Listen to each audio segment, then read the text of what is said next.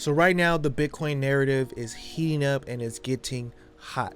The Bitcoin ETFs are going crazy right now. I'm going to talk to you guys about why this is such a big deal for cryptocurrency, why it's such a big deal for Bitcoin. We're going to talk a little bit about altcoins and the overall sentiment and just some thoughts on what to expect in this next coming altcoin cycle, because it is going to get crazy.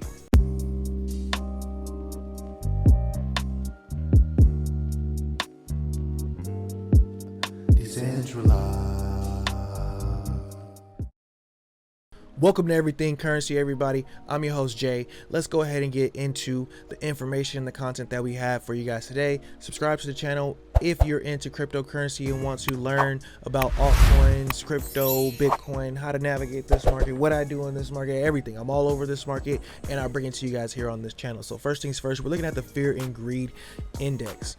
Now, the Fear and Greed Index lets us know pretty much how people are feeling in this market. Now, for me, when we look at this, it's like, I want to get greedy here and I want to get out of the market. Other people are getting greedy and they're buying. I want to get greedy and I want to take my profit. When we're over here in fear, I want to have FOMO. I want to have fear of missing out, and I want to get some more altcoins. And it's always like that. It's been like that for the last 6 years that I've been in this market. Has it really been 6 years? Yeah, the last 6 years that I've been in this market, that's how it has been. When people get over here and we start getting extremely greedy, the price has nowhere left to go. What happens is all the buyers are in already. So then what does that do? That creates sellers, and then the sellers come, and it's a cycle. That's why we call it the market cycle. So looking at this chart right here, we can see we're in a very good market cycle for Bitcoin. You see, this cycle we had its bottom half of the cycle already. Where's the top half of this cycle? That's why I'm getting very, very bullish. Now, let me back up a little bit and look at this Bitcoin chart again. Here is the bottom half of the cycle for the last bull market. Here's the top half of the cycle. Here's the bottom half. Let's go over here. Let's look at the one before that. Same thing. Here is the bottom. Well, hold on, let's look at the one before. So you can see how like things are just repeating themselves. Like there's a saying that, you know, people are going to tell you this time is different, and it's not going to be any different. Now, throughout these cycles, we've had a narrative that went along with each cycle. Even for the bear market, when the bear market comes, it's like, oh, China's banning Bitcoin, the US is going to ban Bitcoin, there's all these lawsuits, blah blah blah. Then the bull market comes, it's like, oh, ETFs, and China's not banning Bitcoin anymore, which is one that keeps popping up, which is pretty funny.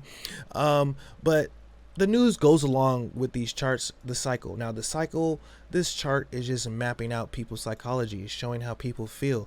This is just people buying right here. It shows that people want to buy. It shows that people are actually greedy right now. So why are people getting so greedy for Bitcoin? And one of the reasons and one of the narratives is the Bitcoin ETF. Now the Bitcoin ETF is supposed to allow a bunch of traditional market people to get into Bitcoin. Now this is a big deal because we have to look at the supply of Bitcoin. There is only ever going to be 21 million Bitcoin out there. Now some people think that that's a pretty high number, but that's enough for every millionaire in the world to not be able to have one. So that is crazy. We already know that we got some people out there with a bunch of them, like Michael Saylor has a bunch of those Bitcoin already, and we know there's more Bitcoin that's been lost because people have sent it to bad wallets, or we know the guy who lost his laptop that had $100 million worth of Bitcoin on it.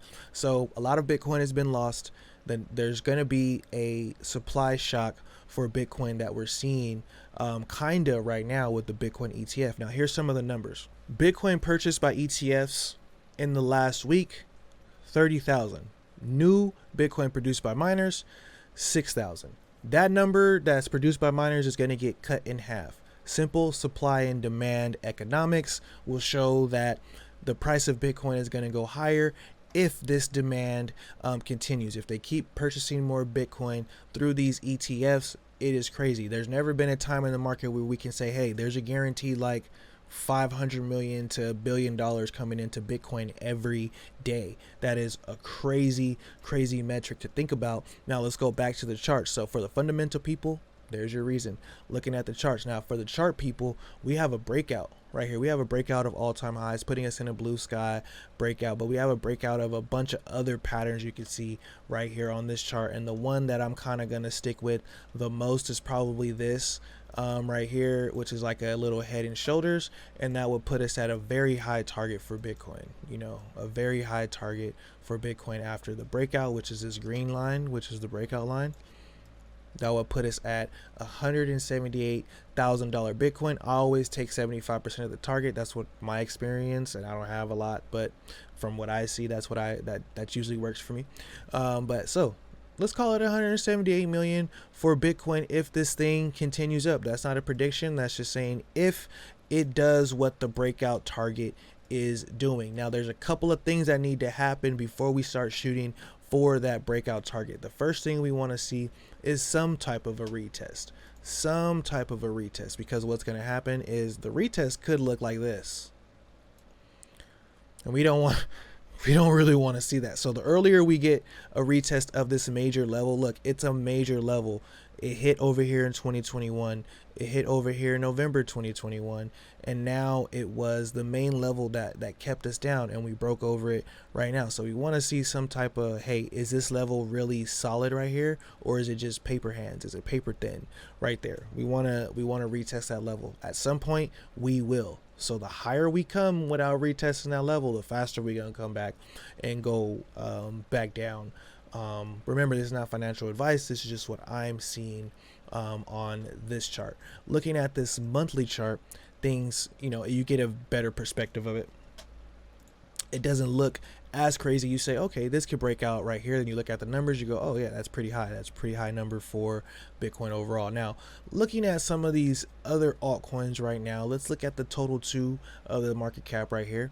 I keep bringing this up because of course it makes sense, but we're looking as if we want to continue up a little bit higher for all of the altcoins in this market cycle, but there at some point has to be at least a slight pullback. So I just will say this: if you're going to buy tokens, just buy them on red days. You know, this is kind of buy the dip season right now. So on red days, that's when it's a good day to pick up some of your favorite altcoins if you want to get into this altcoin market.